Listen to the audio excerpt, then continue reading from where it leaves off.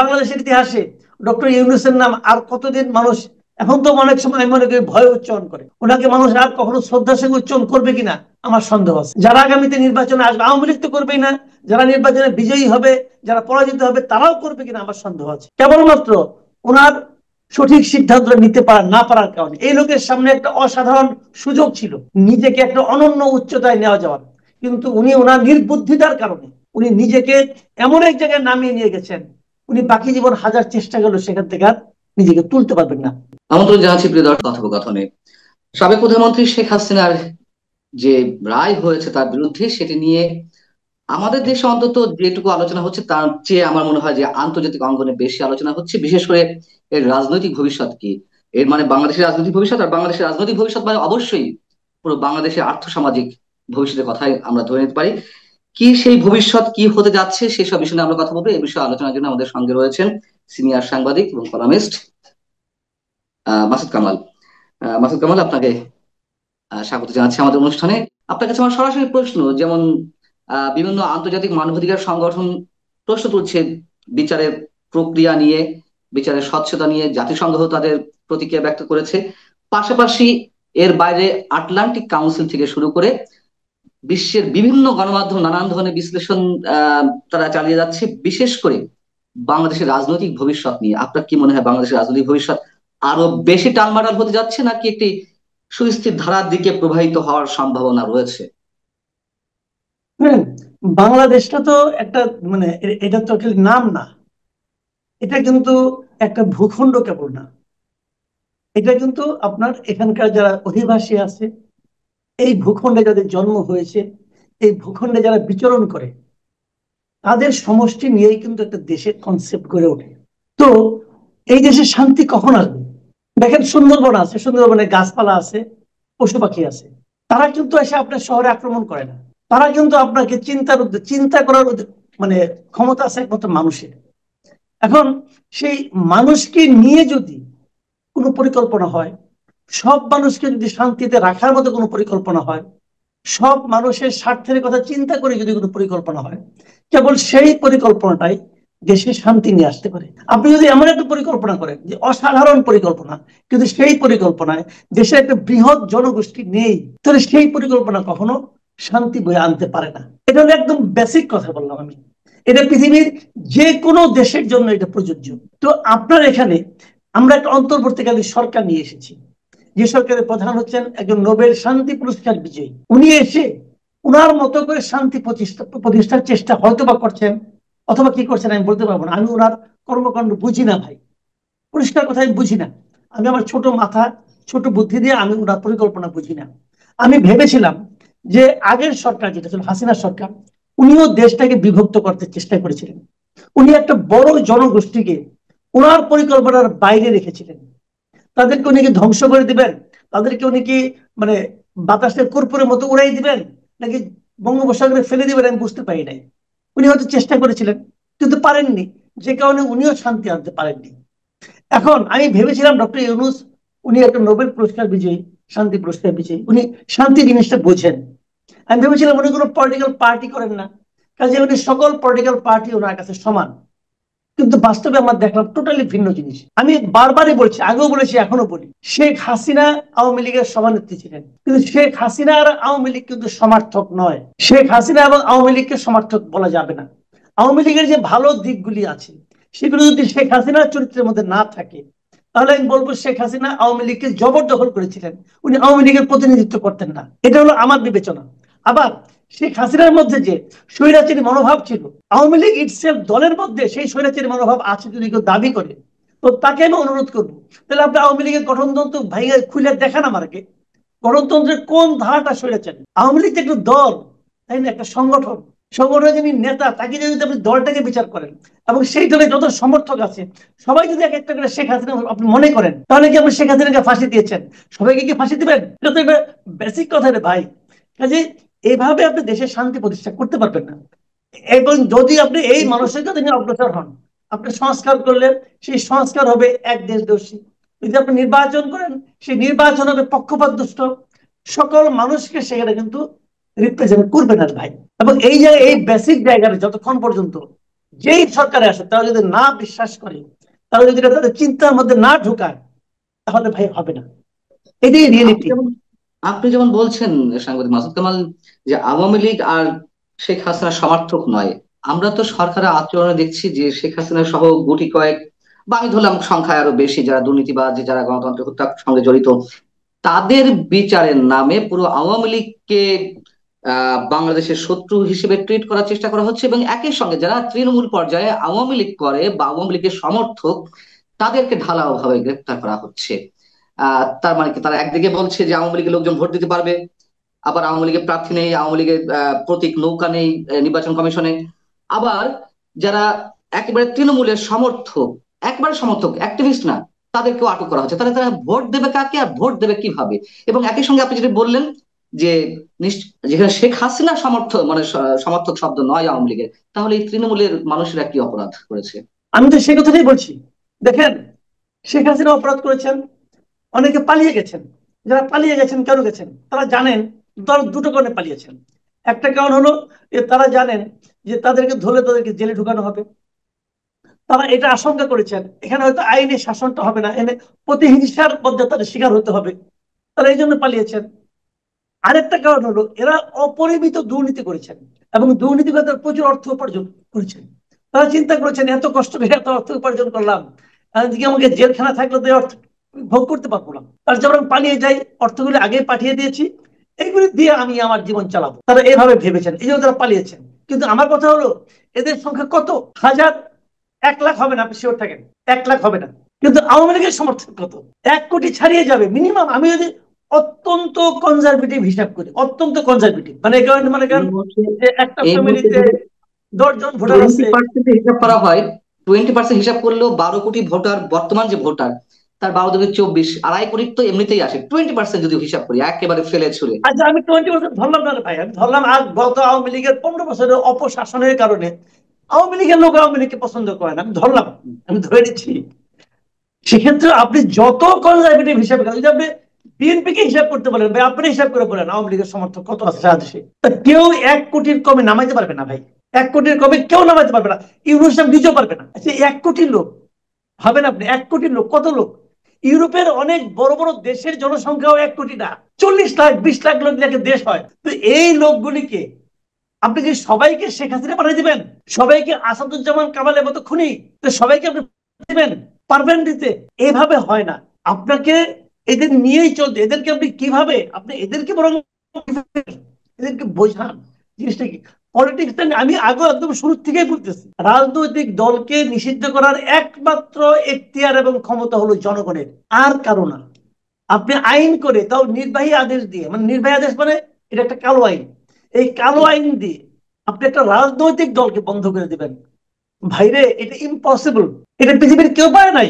খালি পাইছে একটা উদাহরণ, সেই উদাহরণ কি? নাৎসির উদাহরণ দেয়। আরে ভাই, নাৎসির সেই বাস্তবতা, সেকেন্ড ওয়ার্ল্ড ওয়ার হয়েছে বাংলাদেশে। এখন সেকেন্ড ওয়ার্ল্ড ওয়ার মানে কি? সারা দুনিয়া ওর সঙ্গে জড়িয়ে গিয়েছিল। এই ঘটনার সঙ্গে দুনিয়া জড়াই গেছে, দেখলাম তো। দুনিয়ার কেউ তো আপনার সঙ্গে নাই। আপনি লক্ষ্য করেন, একটা বিচার করেছে, এই বিচারকে বিচার করে ভাই একটা আদালতের মাধ্যমে বিচার করছে, বলতেছে এটা আন্তর্জাতিক মানে বিচার হয়েছে। হয়েছে, মানলাম, মেনে নিলাম। আমি আন্তর্জাতিক বুঝি না, আমরা মূর্খ মানুষ বুঝি না, মানলাম ওনারা বলছেন ঠিক আছে আন্তর্জাতিক মানে বিচার হয়েছে। এই আন্তর্জাতিক মানে বিচারকে আন্তর্জাতিক কোন সংস্থা তো গ্রহণ করতেছে না। তো এটার কি হবে? এইটার কি চিকিৎসা বলেন আপনি আমাকে। তাহলে ভাই শোনেন, আপনি আপনাকে কত ভালো বলেন অথবা আমি আমাকে কতটা ভালো বলি, এটা গুরুত্বপূর্ণ না। লোকে আপনাকে কি বলে এটা গুরুত্বপূর্ণ। তো ইউনুস সাহেব, ইউনুস সাহেবের প্রেস উইং, ইউনুস সাহেবের আদালত, অথবা ইউনুস সাহেবের প্রসিকিউটর, অথবা ইউনুস সাহেবের কে যারা সাপোর্ট করে, যারা ইউনুস সাহেবকে সাপোর্ট করে কিছু একটা পাইতে চায়, ওনারা এইটাকে কি বলেন, কিভাবে মূল্যায়ন করেন, ওনারা আওয়ামী লীগকে কিভাবে দেখেন, কিভাবে মূল্যায়ন করেন, সেটা দিয়ে ভাই দুনিয়া চলবে না। আপনি একা একা বাস করতে পারবেন না। দুনিয়ার দিকে তাকান, পৃথিবীর দিকে তাকান। আমি বললাম যে একটু দেখেন না রে ভাই, দেখতেছি না তো কেউ, কেউ তো বলতেছে না। সবাই একই কথা বলতেছে। যেই দিন ঘটনা ঘটছে তার পরের দিন আমরা বিবৃতি পেলাম দুইটা, এবং জাতিসংঘের বিবৃতি পেলাম। তো জাতিসংঘ এটাকে খুশি হয়েছে, বলছে যে অসাধারণ একটা ই হয়েছে, বলছে অ্যামনেস্টি ইন্টারন্যাশনাল বলছে। তো বলে তো তাই রে ভাই, তাহলে কি বলবেন আপনি এটাকে? এখন এর মাধ্যমে আমরা অগ্রসর হচ্ছি নির্বাচনের দিকে। সেই নির্বাচন কি হবে? সেই নির্বাচনে আওয়ামী লীগ থাকবে না। দেখেন, আমরা 2014 নির্বাচনকে সমালোচনা করি, 18 নির্বাচনকে সমালোচনা করি, 24 নির্বাচনকে সমালোচনা করি। আমি এখানে নির্বাচনই বলি না, এটা আমি আওয়ামী লীগ আমলেও বলেছি। 24 নির্বাচনের আগে এই যে আপনার একটা হইতো না, এডিটর্স গিল্ড, ওখানে বৈশা আওয়ামী লীগের সব দালাল টালালকে নিয়ে আসছিল, ওইখানে বৈশা, ওখানে এই যে আমাদের এই আহসান মনসুর ছিল একটা অনুষ্ঠানে, জি বিয়ে ব্রিগেডিয়ার সাখাওয়াত সাহেব ছিলেন, ওনাদেরকে জিজ্ঞাসা করে কেন ওনাদের সামনে, ওনারা দুইজন চুপচাপ ছিল, অন্যরা সবাই আওয়ামী লীগের নির্বাচন নিয়ে বলতেছে। আমি ওখানে দাঁড়িয়ে বলছিলাম এটাকে আমি নির্বাচনই মনে করি না, বলেছিলাম কিন্তু আমরা। কিন্তু জি সেই পুরো নির্বাচনে কিন্তু এই দলগুলিকে নিষিদ্ধ করা হয় নাই, বিএনপিকে নিষিদ্ধ করা হয় নাই, বিএনপি আসে নাই। বিএনপির স্ট্র্যাটেজিক কারণে বিএনপি বুঝছে এই নির্বাচন ভালো হবে না, আমি যাবো না। ওকে, বিএনপি স্ট্যান্ড, ওকে, আমি তাকে মনে করি that was their political stand, আমার কোনো আপত্তি নাই। কিন্তু ওরা আসতে চাইলে আসতে দেব না এই কথা কিন্তু বলে নাই কেউ। হয়তো আসলে নির্বাচনে ভোট দিতে দেব না, চুরি করব, ডাকাতি করবো, হ্যাঁ এগুলো সব আছে, কিন্তু তাকে আসতেই দিব না এটা কিন্তু বলে নাই কেউ। আর এখন কি হয়েছে? নৌকা মার্কা থাকবেই না। বিচার করেন আপনি, আপনি বিচার করতে চাচ্ছেন, বিচার করেন, আমার কোনো আপত্তি নাই। বিচার শুরু করছেন, বিচার হচ্ছে, বিচার হোক। বিচার হওয়ার সঙ্গে সঙ্গে আপনি বলেন তুমি আর কিছু করতে পারবা না, তুমি নির্বাচন করতে হবে, যেহেতু বিচার শুরু হয়েছে অতএব নির্বাচন করতে পারবা না। পৃথিবীর কোন দেশ, কোন আইন এটাকে মানবে? এরা আইনটাকে সংশোধন করে দিছে, কবে করছে? এই সরকারের আমলে করছে। হইল রে ভাই কিছু? কোন আপনি দেশ তো মানছে এমনি না। তো আওয়ামী লীগ নির্বাচন আসতো কিনা আমার সন্দেহ আছে, কিন্তু আপনি আসতে মানে যদি আইসা পরে এই ভয়ে আপনি এখনই কাঁপতেছেন, তো কি হইল রে ভাই? কি হইলো বলেন? এটার নাম আন্তর্জাতিক ডেমোক্রেসি না। মানবাধিকার সংগঠনগুলো যেমন বিচারের রায় নিয়ে প্রশ্ন তুলেছে, একইভাবে গবেষণা প্রতিষ্ঠানগুলো আটলান্টিক কাউন্সিল কিংবা ইন্টারন্যাশনাল ক্রুশিয়াল গ্রুপ আইসিজি, তারাও বাংলাদেশের ভবিষ্যৎ নিয়ে শঙ্কিত। এবং এরই মধ্যে আইসিজি তো আরো 2 দিন আগে তাদের প্রতিক্রিয়া জানিয়েছে। আটলান্টিক কাউন্সিল তারা একটি দীর্ঘ প্রতিবেদন দিয়েছে, আপনি খেয়াল করেছেন কিনা আমি জানি না, এটি সম্ভবত আজকে প্রকাশিত হয়েছে। সেখানে বলা হচ্ছে ভয়ঙ্কর ভাবে এককেন্দ্রিক একটি শাসন ব্যবস্থা দিকে আবার বাংলাদেশ যেতে চলেছে, ইত্যাদি ইত্যাদি। এদিকে সজীব ওয়াজেদ জয়, আপনি জানেন যে গত 2 দিন আগে রয়টার্সকে একটি সাক্ষাৎকার দিয়েছিল, রয়টার্স সেটিকে একেবারে এক্সক্লুসিভ ইন্টারভিউ হিসেবে ট্রিট করেছে, ওখানে লেখা হয়েছে। এবং সেখানে সজীব ওয়াজেদ জয় বলছেন আহ নির্বাচনের আগে যদি আওয়ামী লীগের উপর থেকে তাদের যে নিষেধাজ্ঞা রয়েছে রাজনৈতিক কার্যক্রমের উপরে, সেটি তুলে না নেওয়া হয় তাহলে সহিংসতার দিকে যাবে বাংলাদেশ। তার মানে আওয়ামী লীগ ঘোষণা দিয়ে দিচ্ছে যে এইভাবে আর তারা থাকতে পারে না। এদিকে আমরা জানি যে প্রায় লাখখানিক অস্ত্র, আমার যদি ভুল না হয়ে থাকে, বিভিন্ন জায়গা থেকে পাওয়া প্রাপ্ত তথ্য, বিশ্বের একটি গোষ্ঠীর হাতে রয়েছে, তারাও প্রস্তুত। এবং নির্বাচনকে কেন্দ্র করে আবার রাজনৈতিক দলগুলো এখন বাংলাদেশে যেগুলো রয়েছে তারা মুখোমুখি। সব মিলিয়ে কি বাংলাদেশ, যেটি আমরা এতদিন আলোচনায় নানান ভাবে যে শব্দগুলো উচ্চারিত হয়েছে, চরম সংঘাত কিংবা গৃহযুদ্ধের দিকে যাচ্ছে কিনা? দেখেন, একটা জিনিস হলো কি, যুদ্ধ অনেক সময় দৃশ্যমান, যুদ্ধ অনেক সময় মানুষের মনের মধ্যে। এখন ধরেন এই যে আমরা যদি গত বছরের কথা ধরি, গত বছর অগাস্টে শেখ হাসিনা চলে গেলেন, শেখ হাসিনার একটা পরাজয় ঘটলো, ওটা একটা যুদ্ধের মতো অবস্থা কিন্তু ছিল। কিন্তু এই যুদ্ধটা এই দেশের মানুষের মনে কি আরো আগে থেকে ছিল না? আরো আগে থেকে ছিল। ওই দিন চূড়ান্ত প্রকাশ ঘটছে ওই কয়েকদিনে। তো এরকম মানে চূড়ান্ত প্রকাশ ঘটবে কিনা আমি জানি না, কিন্তু এই আওয়ামী লীগের সঙ্গে যে আচরণ করা হচ্ছে এবং এই যে বিভিন্ন ঘটনা প্রবাহ হচ্ছে এবং নির্বাচন নিয়ে বর্তমানে যারা নাকি মাঠের যারা বিরোধী দল আছে তাদের যে কর্মকাণ্ড, তাদের যে কথাবার্তা এবং নির্বাচন নিয়ে সরকারের যে আচরণ এবং কথাবার্তা, এই সবগুলো মিলিয়ে আমি মনে করি মানুষের মধ্যে ক্ষোভ আছে। এখন সেই সমস্ত ক্ষোভগুলো, সেই সমস্ত অসন্তুষ্টিগুলো ফেব্রুয়ারি মাসের আগেই বিস্ফোরিত হবে কিনা এটা আমি বলতে পারবো না, কিন্তু আমার ধারণা পরিবেশ পরিস্থিতি স্বাভাবিক থাকবে না। ডক্টর ইউনূস যে কথাটা বলছেন বারবার, যে উনি ইতিহাসের শ্রেষ্ঠ নির্বাচন দেবেন, আমি বহুবার বলেছি উনি শ্রেষ্ঠ বুঝেন না, নির্বাচনও বুঝেন না, উনি বোঝেন না। এবং উনি, ডক্টর ইউনূস তার সারা জীবনে যত অর্জন, সেই অর্জন উনি বর্তমানে অলরেডি খুইয়ে ফেলেছেন, অলরেডি খুঁজে ফেলেছেন। ইতিহাসে, বাংলাদেশের ইতিহাসে ডক্টর ইউনূসের নাম আর কতদিন মানুষ, এখন তো অনেক সময় আমি মনে করি ভয় উচ্চারণ করে, ওনাকে মানুষ আর কখনো শ্রদ্ধার সঙ্গে উচ্চারণ করবে কিনা আমার সন্দেহ আছে। যারা আগামীতে নির্বাচনে আসবে, আওয়ামী লীগ তো করবেই না, যারা নির্বাচনে বিজয়ী হবে, যারা পরাজিত হবে তারাও করবে কিনা আমার সন্দেহ আছে। কেবলমাত্র ওনার সঠিক সিদ্ধান্ত নিতে পারা না পারার কারণে। এই লোকের সামনে একটা অসাধারণ সুযোগ ছিল নিজেকে একটা অনন্য উচ্চতায় নেওয়া যাওয়ার, কিন্তু উনি ওনার নির্বুদ্ধিতার কারণে, অথবা উনি যে দেশের পারপাস সার্ভ করতে চান, যে গোষ্ঠীর পারপাস সার্ভ করতে চান, সেই গোষ্ঠীর পারপাস সার্ভ করতে যে উনি নিজেকে এমন এক জায়গায় নামিয়ে নিয়ে গেছেন, উনি বাকি জীবন হাজার চেষ্টা করলেও সেখান থেকে আর নিজেকে তুলতে পারবেন না। এবং এই দেশের জন্য সামনের দিনগুলিতে কি হবে এটা ভেবে আমি আতঙ্কিত বোধ করি। নির্বাচনের দিন মনে করেন 5টা গোলাগুলি হবে কিনা, 10জন লোক মারা যাবে কিনা, এটা কোনো প্যারামিটার না।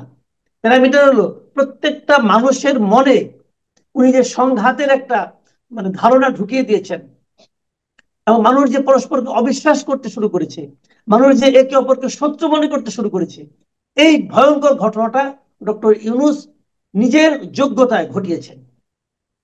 এবং এই জন্য এই দেশের মানুষ ওনাকে কখনো ক্ষমা করবে কিনা আমার সন্দেহ আছে। পরিত্রাণের কোনো উপায় কি আপনি, কোনো লক্ষণ দেখছেন?